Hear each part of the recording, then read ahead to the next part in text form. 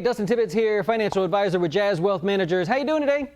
Hope you're having a great day out there. Today, I want to give you 4 reasons. That's kind of my fun thing. Got 4 fingers on this hand. Just born that way. I don't know. Just figured it'd be a fun marketing thing to do. I love seeing the comments where people are like, what happened? Anyways, hey, I want to give you 4 ways that you could actually go broke in retirement. And this is not for those of you that are like in retirement.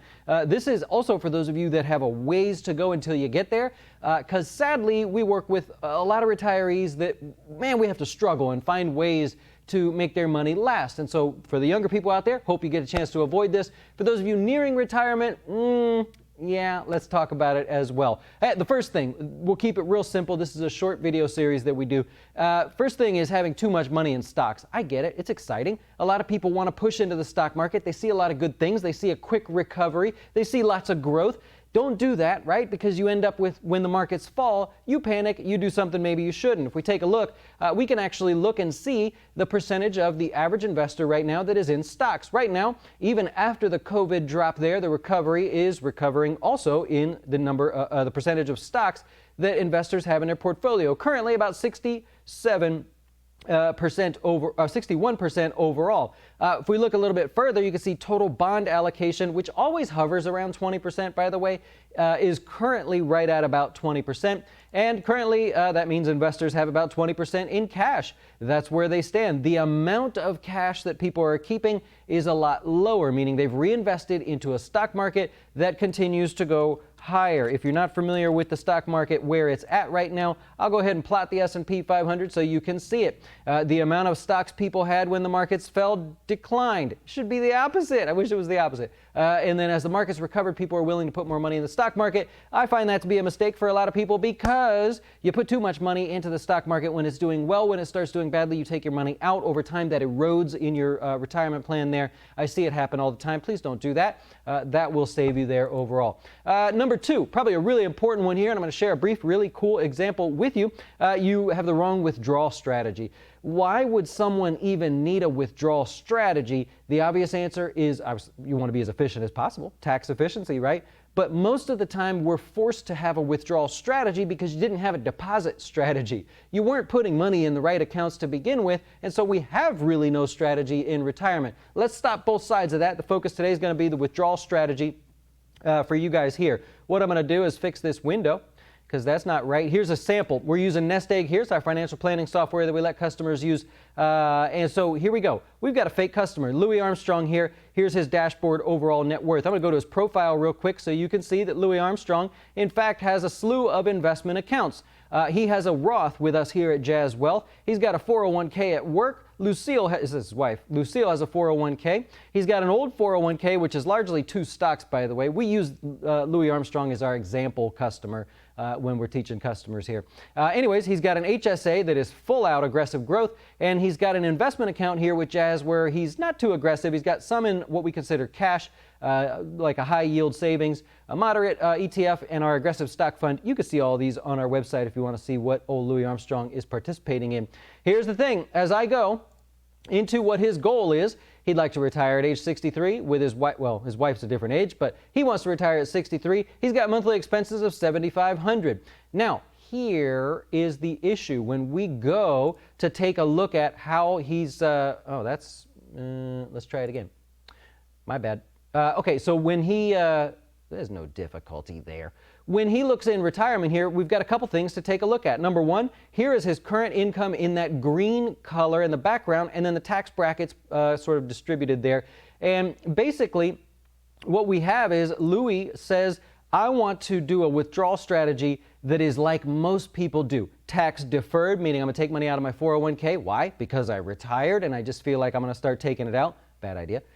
From my taxable account, which he has here, then he's going to go on to his Roth. And so we want to simulate, is that a good strategy or not? And in fact, it is telling us that what we have proposed is $467,500 less than the optimum strategy if we could just kind of tinker with some things here. What you can see is in his cash flow, when he turns 63, that is correct. In fact, he starts taking money from his tax deferred account here, right, at 63.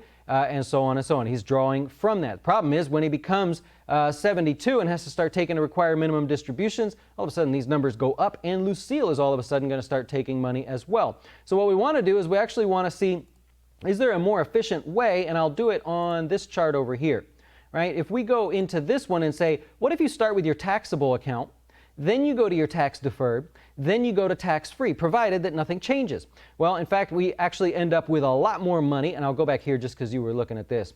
This is the optimum strategy. I'm oversimplifying this, right, to make this a quick video, but this is the optimum strategy for him in terms of withdrawing his money. That is one side of the equation. We don't want to just randomly take money out when there's a way to avoid paying more taxes, right? So for Louis and Lucille, this is where they land here.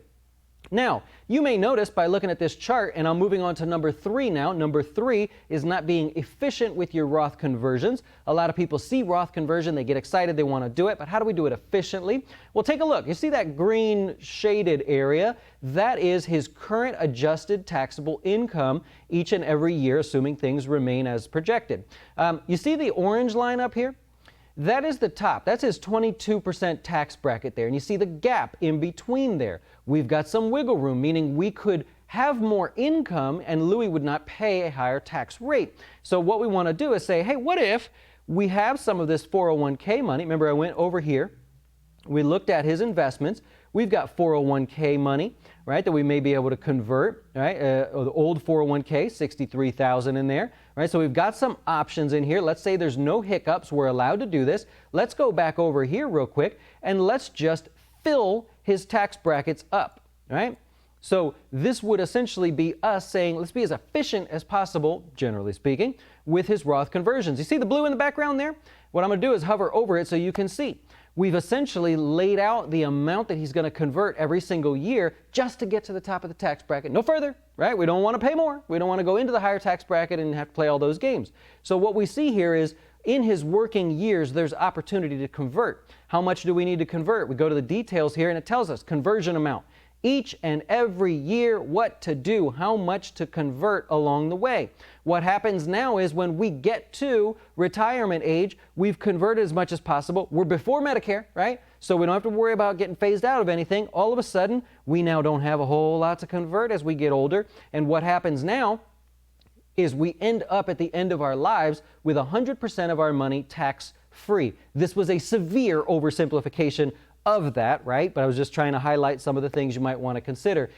So that's number 3. And number 4, I gotcha, it's working with an advisor. That is right, that's marketing. Number 4 is peer marketing, right? So number 4, working with an advisor. Why? Because if we can even save a little bit by making the smallest bit of adjustment for a retiree, that more than pays for us, right? The investments are what they are, the advice is what it is. But if we can even just help a little bit, then ultimately that saved you more money than you could ever possibly pay an advisor. So very helpful there. I know, number 4 is marketing. I tricked you, right? You don't mind, right? You don't mind. All right, also for those of you that are not retired, have a long way to go until retirement, these little things help along the way because like I said before, deposit strategy trumps withdrawal strategy. If you can deposit into the various accounts like you should as efficiently as possible, when you get to retirement, you got a ton of options, tons of choices, the tax rates could change, and you'll be able to adjust. If all you did is put money in a 401k your whole life, it's going to be a little tricky. Not that it's impossible, just a little bit tricky, and if the tax rates change, it could get really difficult. So, with that in mind, number 1, don't put too much in stocks in retirement, not before. Obviously, go for it when you're younger. Number 2, having the wrong withdrawal, or I should just say having no withdrawal strategy to be efficient there. Number 3, be efficient with Roth conversions. Don't just do them because somebody tells you to do them. And number 4, hopefully you work with an advisor, and that advisor happens to be us here at Jazz Wealth. If it does, go to our website, jazzwealth.com. If that frustrated you that I put that little marketing thing in there, come on, take one for the team. I'm here every week, every day. Let me have one every now and then. All good. Hey, enjoy the rest of your day. We'll see you later, and thank you so much for putting up with me.